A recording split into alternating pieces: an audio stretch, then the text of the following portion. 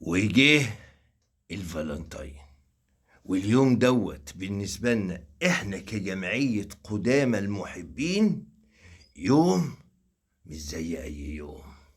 ده يوم بيفكرنا عملنا ايه في نفسينا بايدينا، يوم بيفكرنا ازاي كنا هبل وعنينا بدغمية وايه اللي اتعمل فينا، يوم بيقلب علينا المواجع. عشان كده كل واحد بيمسك فردتين شبشب ويفضل يسقف على خدوده. ولا ليكوا عليا يمين، انا قلبي بيتقطع لما امشي على الكورنيش والاقي واد وبت قاعدين، هي قاعده تسبل له تعمل له كده اهو، ايوه، بالرموش اللي مركباها، وهو حبيبي مبتسم. مبتسم على ايه يا موكوس؟ مبتسم على ايه يا موكوس؟ دي خلاص، دي ناقص خلاص خطوتين وهتزقك في حفره ما فيهاش طلوع. مبتسم على ايه؟ دي اخر ابتسامه، دي اخر عهدك بالابتسامه، مش هتشوف ابتسامات تاني. خلاص انت بعد كده هوت عارف الرموش اللي بتعمل لك بيها دي كده، دي عمشه، دي عمشه. ها، الرموش دي بعد كده هتصغر بيها، تصغر لك كده اهو. مثلا لو جبت سيره بنت خالتك ولا بنت عمتك ولا صبحت على جارتك، الرموش دي هتلاقيها بتصغر لك كده اهو. ايه، عارف شفايفها اللي كل ما تكلمك تقول لك؟ دي بدايه تطور حاله مرضيه لا علاج منها، اسمها لويه البوز. لويه البوز من الاسلحه المجرمه، من الأسلحة المحرمة دوليا، ومع ذلك هتستخدمه معاك. لوية البوز ده اللي هيقلب حياتك ليلها نهار ونهارها ليل. هتشوف كل الألوان غامقة، اسود او اسود فاتح او اسود منقط او اسود مطول بالطول او بالعرض، انما ما بيطلعش عن حدود الاسود. ايوه. كده اليوم ده بقى ده اخر عهدك بالحاجات الحلوة دي، وابدأ بقى استلم. ابدأ بقى استلم. شقة وقايمة خلصت الكلام دوت، حبل ووحم خلصت الكلام دوت، بامبز ولبن خلصت الكلام دوت، في فواتير مية وفواتير نور وفواتير مش عارف علاج، وفي لسه المحروس والمحروسة هيخشوا كي جي 1. كي جي 1 ربنا دي تبيع فيها كلية، دي هتبيع فيها كلية. انما عشان نكون بنتكلم بالعدل، لا، اليوم ده برضه ليه افضال، يعني بيخليه نظرتك للدنيا تختلف. كنت الاول عايز ايه؟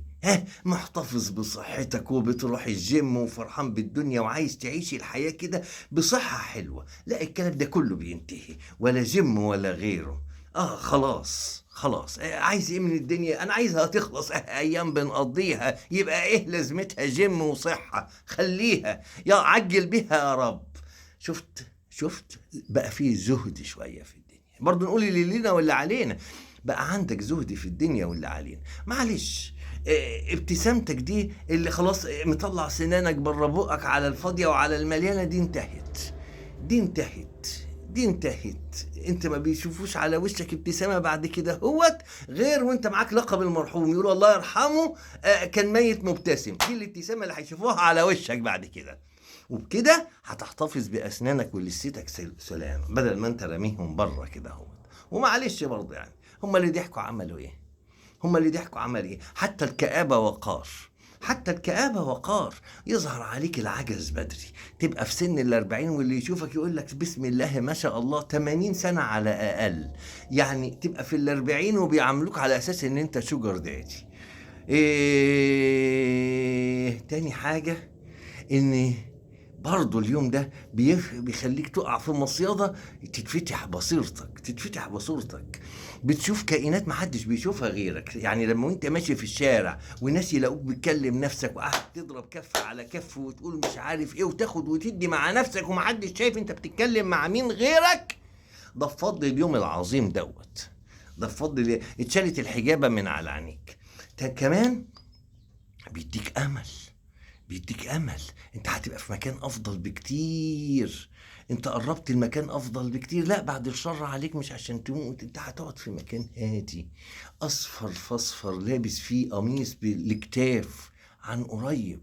لو فضلت مادة البوز دي يبقى خلاص هانت ورايح مكان افضل بكتير. عشان كده حاولوا تمنعوا الجريمة دي، حاولوا تمنعوا الجريمة دي يا كل أب وكل أم، يا كل أب وكل أم. بنتك وهي نازلة في اليوم دوت نازلة تعمل جريمة، نازلة تصطاد ضحية هيتعذب بقية حياته.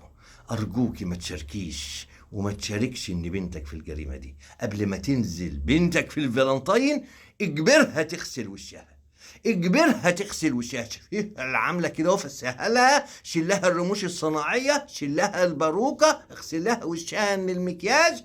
هتنزل هيفتكرها فتحي صاحبه، هيفتكرها. ما تشاركش، ما تشاركش في اليوم ده بجريمه. ويا كل اب وام عندك شاب انت عارف نازل في الفالنتين يعمل ايه؟ ها؟ ده نازل تحت لخطواته الاخيره في الحياه، اخر خطوات تربطه بالحياه.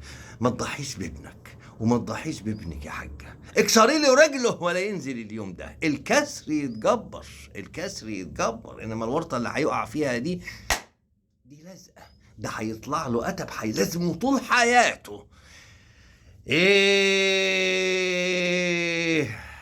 ايه ما تيجي نلطم لطم جماعي في اليوم المبارك ده، على الاقل نكسب ثواب الجماعه. وبرضه ما نقدرش نعيش من غيرهم. ايوه، ما نقدرش نعيش من غيرهم. تبقى الحياة مسخة، ما هي معلش يعني حياة كلها تفاريح تفاريح، تبقى مسخة. الواحد محتاج كده لا مؤاخذة ان شاء الله حتة مخلل بس مش بزيادة. فالجواز هو حتة المخلل اللي بتاخدها، هي زادت شوية وعملت حموضة في المعدة وموعت النفس، بس نعمة ربنا يحرمنا منها ويجعله عامر.